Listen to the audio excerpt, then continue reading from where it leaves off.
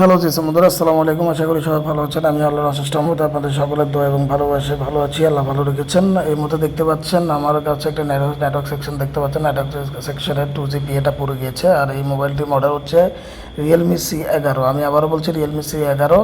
আর এই যে এখানে দেখতে পাচ্ছেন, এই আমি একটা নতুন আইসি লাগাবো। এই যে 2GB এটা আমি লাগাবো, যেহেতু 2GB আগেই পড়ে গিয়েছে, আপনারা দেখতে পেরেছেন।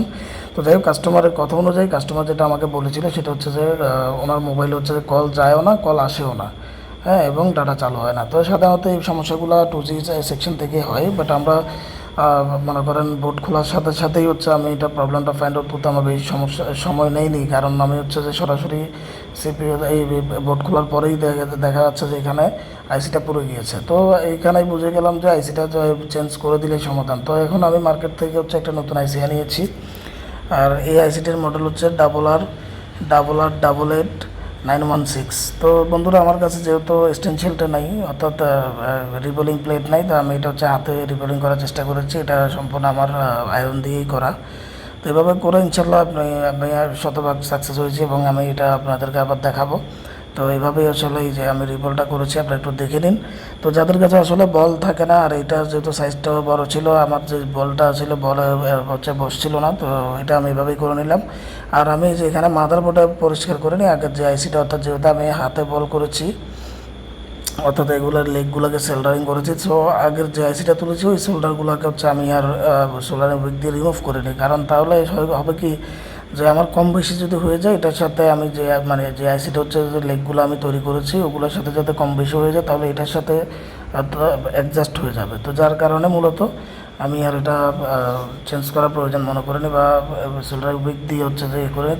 তারপর আমি একটু ভালো করে পরিষ্কার করে নিচ্ছি। পরিষ্কার করার পরে আইসিটা বসাবো। এখন বন্ধুরা, এখানে দুঃখের বিষয় হচ্ছে আইসিটা আমি কীভাবে বসাচ্ছি এই ভিডিওটা আমি আপনাদেরকে দিতে পারছি না, কারণ হচ্ছে আমার মাইক্রোস্কোপে 4K ক্যামেরা ছিল না। আর এটা কিন্তু যার কারণে আমি মোবাইল দিয়ে ভিডিও করা, আপনারা দেখতেই পাচ্ছেন ভিডিওটা খুব শেকিং করছে। তো এটার কারণ হচ্ছে আমি মোবাইল দিয়ে করছি ভিডিওটা। আর আপনারা দেখতে পাচ্ছেন আমি ভিডিওতে যে আমি রজন দিয়ে হচ্ছে যে আইসি বসানোর জন্য রজন ব্যবহার করি। তো রজন ব্যবহার করলে হয় কি, আপনি সোল্ডারিং পেস্ট যখন দিবেন, পেস্ট দেওয়ার সাথে সাথে যখন হিট দিবেন, আইসি হচ্ছে যে আপনার নাড়াচাড়া করে দৌড় মারতে চায়, একদিক থেকে অন্যদিকে চলে যেতে চায়।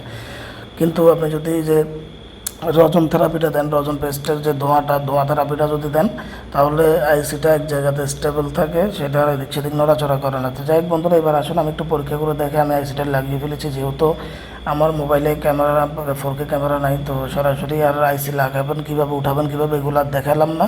তো আমি একটু কাজ করে আমি কতটা সফল হয়েছি এটা একটু পরীক্ষা করার জন্য আমি আপনাদেরকে দেখানোর চেষ্টা করছি। তো অলরেডি দেখতে পাচ্ছেন এই মোবাইলে কিন্তু কল যাচ্ছে। এখানে একটা ভয়েস শোনা যাচ্ছে। প্রথমে কিন্তু ভয়েসটা শোনা যাবে না মোবাইলটাতে, যেহেতু কাস্টমার কেয়ার থেকে যখন বলে আপনি কল দিলে যে আপনার কলটি করার মতো পর্যাপ্ত ব্যালেন্স নেই, কথাটাই বলছিল। বাট এটা আমি মিউট করে রেখেছি। বাট আমি আপনাদেরকে যেটা কলটা আমি আপনাদেরকে শুনিয়ে দিব। তো একটু অপেক্ষা করতে হবে। আর সেই সাথে বলে রাখি, প্রত্যেকটা টেকনিশিয়ানের জন্য একটাই কথা থাকবে, একটাই বার্তা থাকবে, আপনারা সবাই ঠান্ডা এবং ধীরে সুস্থে কাজ করার চেষ্টা করবেন, এবং ইনশাল্লাহ আপনি সফল হবেন।